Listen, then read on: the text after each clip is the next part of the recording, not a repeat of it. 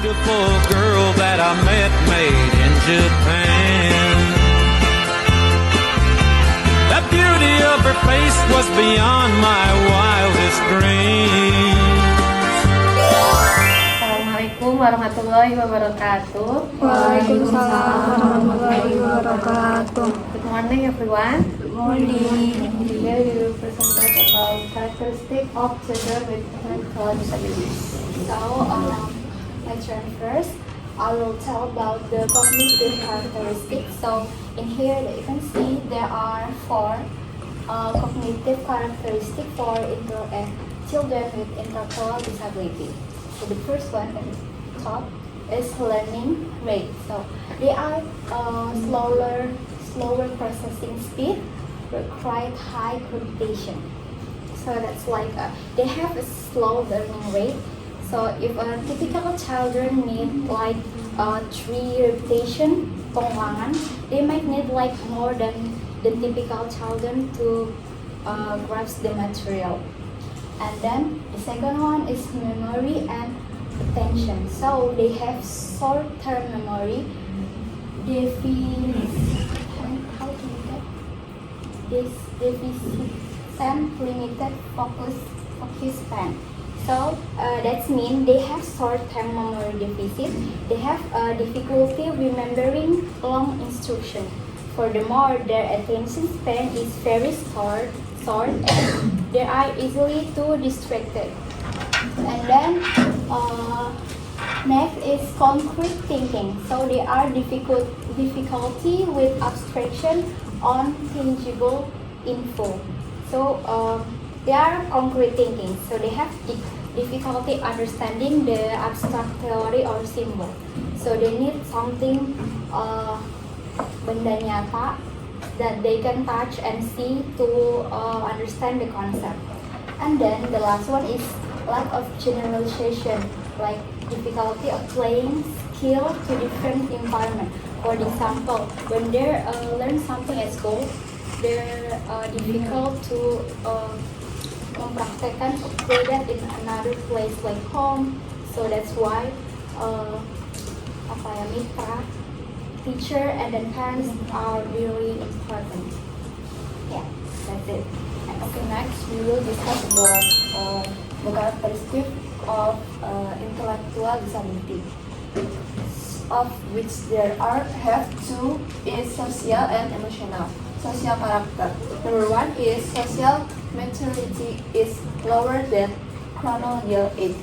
So the children with intellectual disability often exhibit social behavior such a younger child. For example, itu kayak umurnya 13. He still enjoy playing simple game like lower and grade elementary school. The way you talk, joke, or react to problem is also seen as more childish. So this is because the development of the ability to understand social situation is progress more slowly. Number two is difficulty understanding social signal.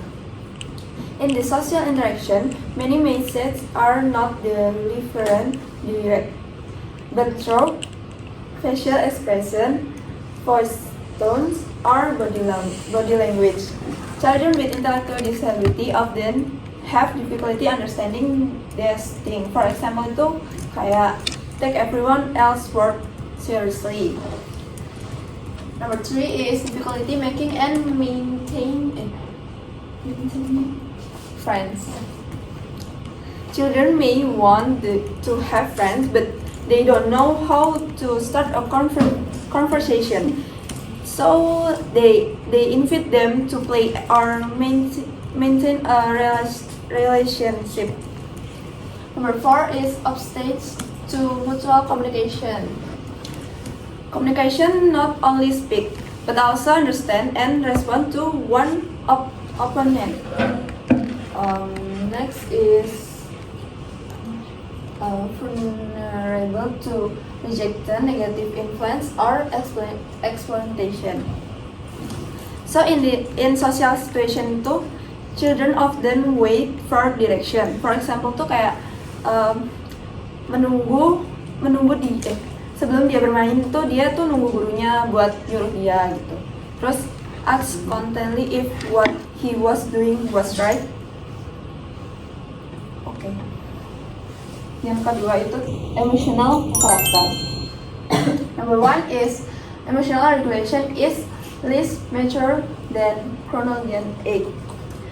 Emotional regulation is the ability to control and manage feeling. In children with intellectual disability, this ability develops more slowly, so they can it hard to calm down without the help of others. Number 2 is easily frustration when faced with prosecution or failure.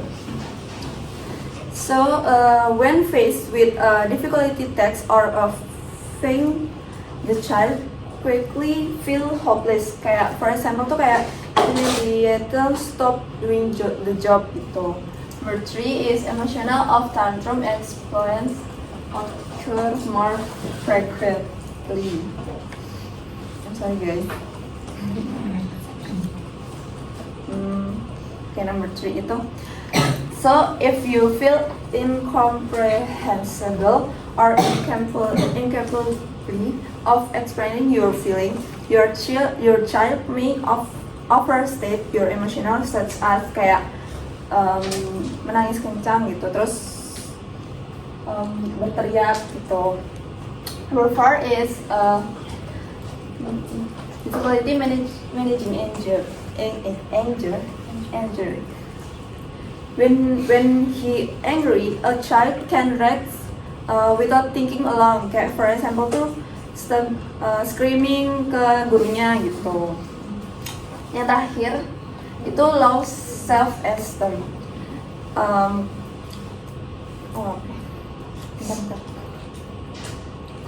Karena dia tuh sering mengalami kesulitan belajar dibandingkan dengan teman sebayanya. Jadi tuh mereka tuh lebih merasa kayak dia tuh nggak pinter gitu, terus nggak mampu dan nggak bisa percaya diri. Sehingga itu kalau misalnya mereka tuh nggak dapet dukungan positif, dia tuh kayak perasaan ketidakpercayaan dirinya itu kayak semakin meningkat gitu. Okay, next, language and communication characteristic. His communication development is slower than children his age. Children with intellectual disability develop communication and language skills more slowly than children of the same age. Even in adolescence, their communication level may still be similar to much younger children.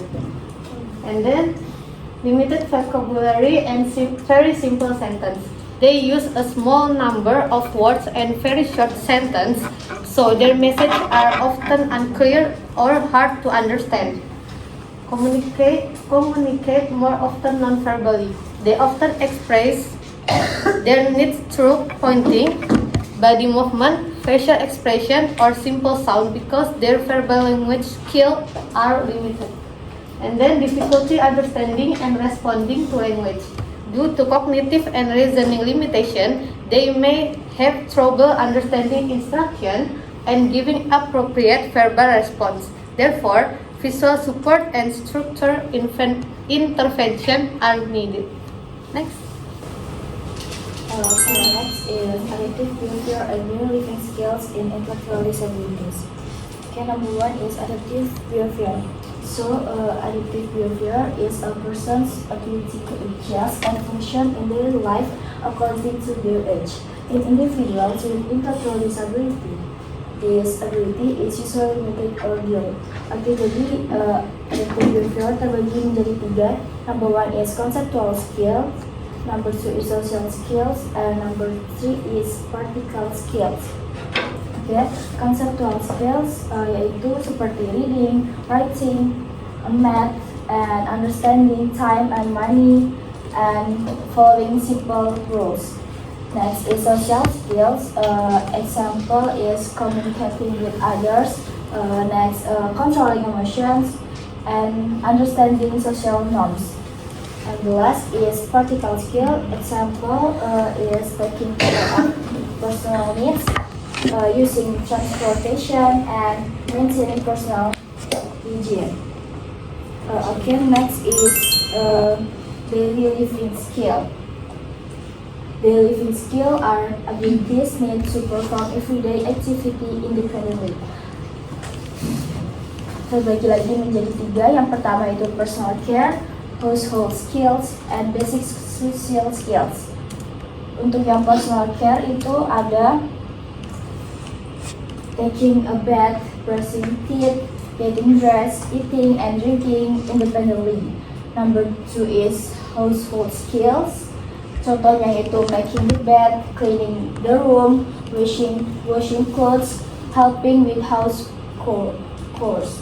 And the last is basic social skills, is greeting others, asking for help politely, and the last is following rules at home or school.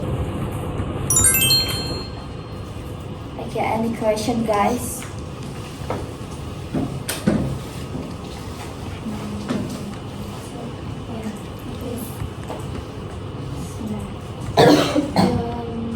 Bertanya untuk yang slide social and emotional characteristic.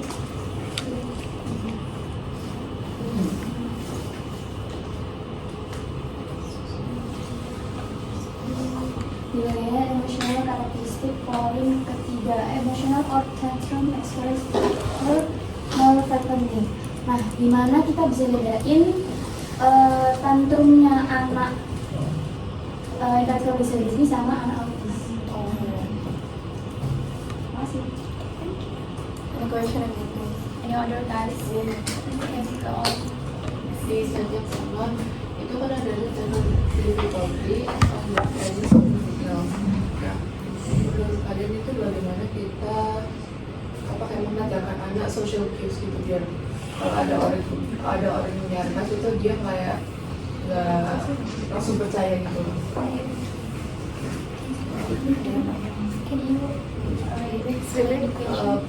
Bagaimana kita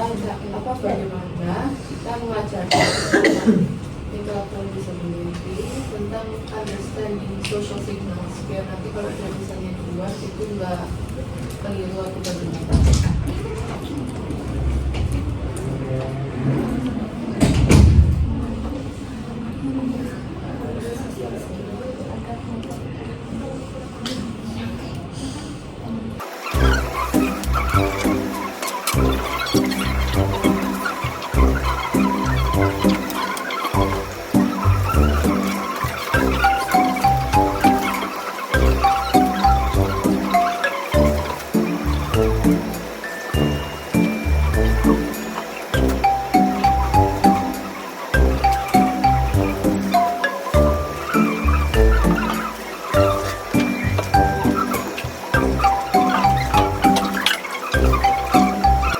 Izin menjawab pertanyaan question from Nadia. Cara kita membedakan gimana tantrumnya anak intellectual disability sama autis ya. Jadi kalau anak intellectual disability itu tantrumnya itu karena mereka nggak paham sama tugas atau tugasnya itu terlalu sulit. Terus dia bakal bisa membaik jika dibantu dan disederhanakan.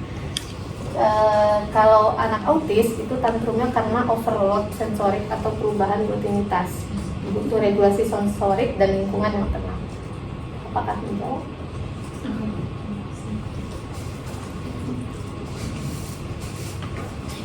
Okay, next, aku mau menjawab pertanyaan dari Kayna tadi.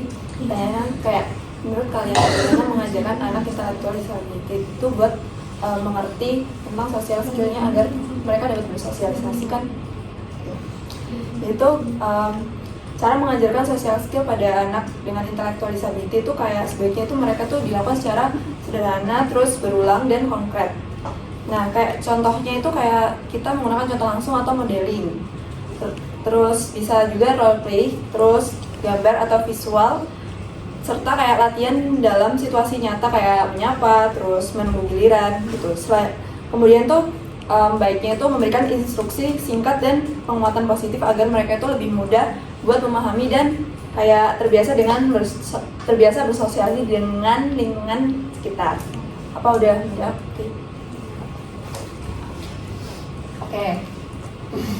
Oke, izin bertanya, menurut kalian kalau anak intellectual disability itu lebih utama kita ajarinnya itu adaptive behaviornya atau ke daily living skillnya. Terima kasih.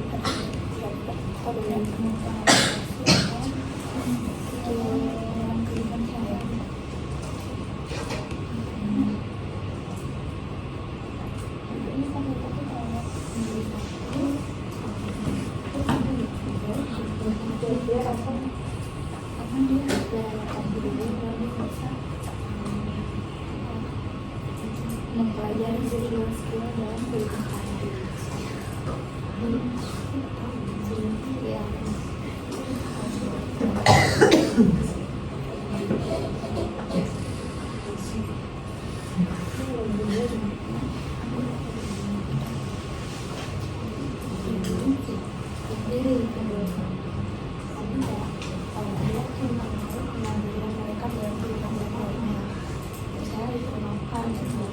Mereka harus melakukan diri dalam adaptasi.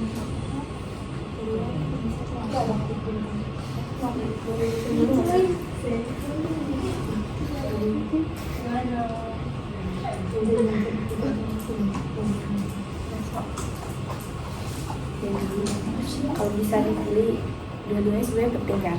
Cuma kalau untuk milih itu kami milihnya yang daily living. Soalnya kalau daily living kan kayak contohnya makan, cara diajarin cara makan, cara mandi gitu. Jadi kalau keterampilan yang daily living ini mempengaruhi kemandirian mereka dalam melakukan kehidupan mereka sehari-hari. Jika kalau makan aja nggak diajarin, gimana yang lain gitu. Fasilitas jangan. Any question again?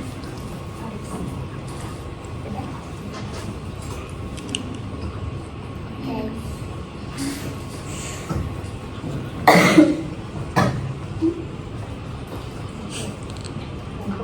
So, if there's no question more, we end our presentation. Thank you so much for you guys' attention and wassalamualaikum warahmatullahi wabarakatuh. Waalaikumsalam warahmatullahi wabarakatuh.